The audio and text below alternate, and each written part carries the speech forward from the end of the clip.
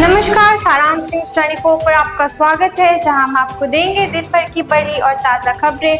तो शुरू करते हैं आज की ताजा खबर। लश्कर-ए-तैयबा का दुर्दांत आतंकी सैफुल्लाह मारा गया। आरएसएस मुख्यालय पर हमले की भी रची थी साजिश। 2006 में आरएसएस मुख्यालय पर हमले की साजिश रचने वाले लश्कर-ए-तैयबा के दुर्दांत आतंकवादी रज़ाउल्लाह निज़ामनी खालिद उर्फ अबू सैफुल्लाह खालिद की पाकिस्तान के सिंध प्रांत में अज्ञात बंदूकधारियों ने गोली मारकर हत्या कर दी। वह उत्तर प्रदेश के रामपुर में सीआरपीएफ कैंप पर हुए हमले का मास्टरमाइंड था और बेंगलुरु स्थित भारतीय विज्ञान संस्थान पर हुए आतंकी हमले में भी शामिल था। वह रविवार दोपहर सिंध के बादीन जिले में अपने घर से निकला था और एक चौराहे के पास हमलावरों ने उसे गोलियों से भून डाला। हैदराबाद में भीषण अग्निकांड, 8 बच्चे समेत 17 की मौत। हैदराबाद के ऐतिहासिक चार मीनार के पास गुलजार हाउस की एक रिहायशी इमारत में रविवार को संदिग्ध शॉर्ट सर्किट से लगी भीषण आग में 8 बच्चे और 4 महिलाओं समेत एक ही परिवार के 17 लोगों की मौत हो गई। ये हाल के वर्षों में हैदराबाद में सबसे भीषण अग्निकांड है। आईएमएफ ने पाकिस्तान पर थोपी 11 कड़ी शर्तें। नई शर्तों पर अमल के बाद ही नई किस्त जारी करेगा आईएमएफ। भारत के विरोध के बाद आर्थिक संकट से जूझ रहे पाकिस्तान की मुश्किलें बढ़ गई है। अंतर्राष्ट्रीय मुद्रा कोष ने पाकिस्तान के बेल आउट कार्यक्रम की निगरानी को और सख्त करते हुए अगली किस्त जारी करने से पहले 11 नई शर्तें लगाई है। साथ ही चेतावनी दी कि भारत के साथ बढ़ते सैन्य तनाव से राजकोषीय स्थिरता और सुधार के प्रयास कमजोर पड़ सकते हैं। इसके साथ ही शर्तों की कुल संख्या 50 हो गई है। न्यायपालिका न कार्यपालिका, संविधान है सर्वोच्च। न्यायपालिका और कार्यपालिका के बीच पिछले कुछ समय से तनातनी के माहौल के बीच भारत के नए मुख्य न्यायाधीश पीआर गवई ने कहा कि ना तो न्यायपालिका और ना ही कार्यपालिका बल्कि भारत का संविधान सर्वोच्च है। इसके स्तंभों को एक साथ मिलकर काम करना चाहिए। उन्होंने कहा कि संसद के पास संविधान में संशोधन करने की ताकत है, लेकिन वह उसके मूलभूत ढांचे से छेड़छाड़ नहीं कर सकती है। पूरा नहीं हो सका इसरो का 101वां मिशन। इसरो का 101वां मिशन पूरा नहीं हो सका। लॉन्चिंग के तीसरे चरण में मोटर केस के चैम्बर प्रेशर में गिरावट के कारण पीएसएलवी स्वदेशी जासूसी उपग्रह को कक्षा तक पहुंचने में सफल नहीं हो सका। रक्सौल में होटल से दक्षिण कोरिया का नागरिक गिरफ्तार। स्थानीय पुलिस और इमिग्रेशन विभाग की संयुक्त कार्रवाई में रविवार की रात करीब 8:30 बजे दक्षिण कोरिया के एक नागरिक किम डे को शहर के होटल से गिरफ्तार किया गया। वह भारत से नेपाल जाने की तैयारी में था। उसे माई स्थान मौजे के एक होटल से पकड़ा गया। एसडीपीओ धीरेन्द्र कुमार ने बताया कि किम भारत में एम्प्लॉयमेंट वीजा पर आया था। इसकी वैधता जनवरी 2021 में समाप्त हो चुकी थी। गिरफ्तारी के दौरान वो होटल में छिपा था। अब तक वह बिना वैध दस्तावेजों के देश में रह रहा था। उससे फिलहाल सुरक्षा एजेंसियां पूछताछ कर रही है। पूछताछ में पता चला कि किम पहले तमिलनाडु की मंचीपुरम में स्थित एक निजी इंजीनियरिंग कंपनी में प्रोजेक्ट मैनेजर था।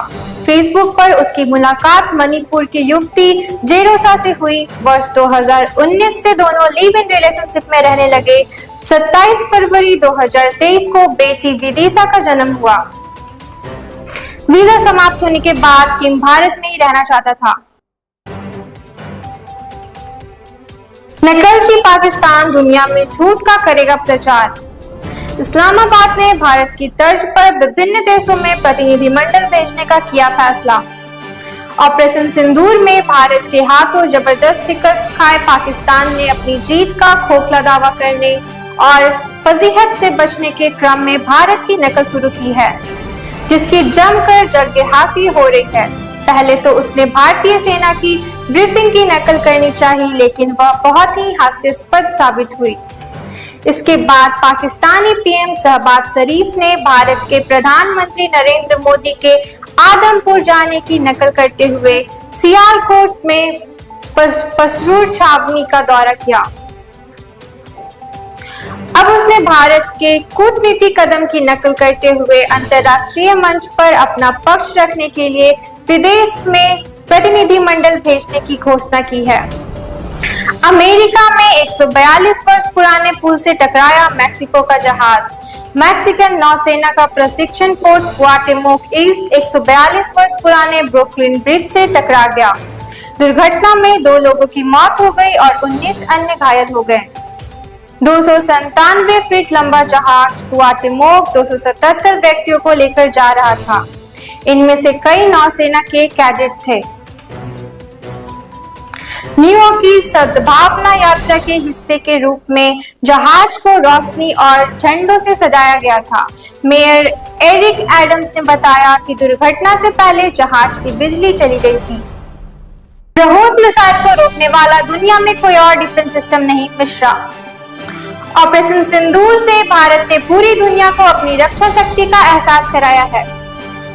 इस पूरे ऑपरेशन में जिस तरह ब्रह्मोस मिसाइल ने आतंक के विरुद्ध अपनी अचूक मारक क्षमता का परिचय दिया, उसे दुनिया की निगाह भी इस अद्भुत मिसाइल पर आ टिकी है।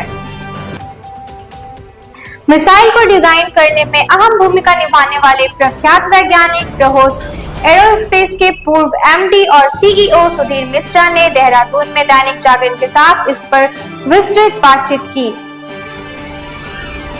ब्रह्मोस मिसाइल की क्षमता को साझा करते हुए उन्होंने बताया कि वर्तमान में दुनिया में ऐसा कोई और डिफेंस सिस्टम नहीं है जो इसे रोक पाए। डॉक्टर सुधीर मिश्रा ने कहा कि ब्रह्मोस सुपरसोनिक क्रूज मिसाइल जैसी क्षमता हासिल करने में चीन और पाकिस्तान बहुत पीछे है। इसकी 3 मुख्य विशेषताएं हैं। इसकी गति ध्वनि की गति से 3 गुना है। दुश्मन के रडार पर ब्रह्मोस मिसाइल अपनी गति के कारण केवल 10 किलोमीटर के दायरे तक दिखाई दे सकती है। आईआईटी बॉम्बे ने निलंबित किए तुर्की संस्थानों से संबंध। भारतीय प्रौद्योगिकी संस्थान आईआईटी बॉम्बे ने भारत के साथ बढ़ते तनाव के बीच तुर्की के द्वारा पाकिस्तान के समर्थन के चलते तुर्की के विश्वविद्यालय के साथ सभी समझौते को निलंबित कर दिया है।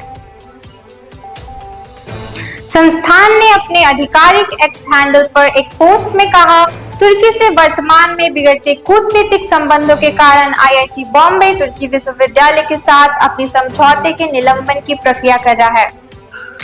जब तक कि आगे की सूचना नहीं दी जाती, वर्तमान में संस्थान कुछ तुर्की संस्थानों के साथ एक फैसिलिटी एक्सचेंज कार्यक्रम चला रहा था। यह विकास ऑपरेशन सिंदूर के दौरान तुर्की के पाकिस्तान के समर्थन और भारत के साथ संघर्ष की बढ़ती स्थिति के बाद आया है। अभी के लिए इतना ही। इस तरह की तमाम खबरों के लिए जुड़े रहें सारांश न्यूज़ 24 के साथ।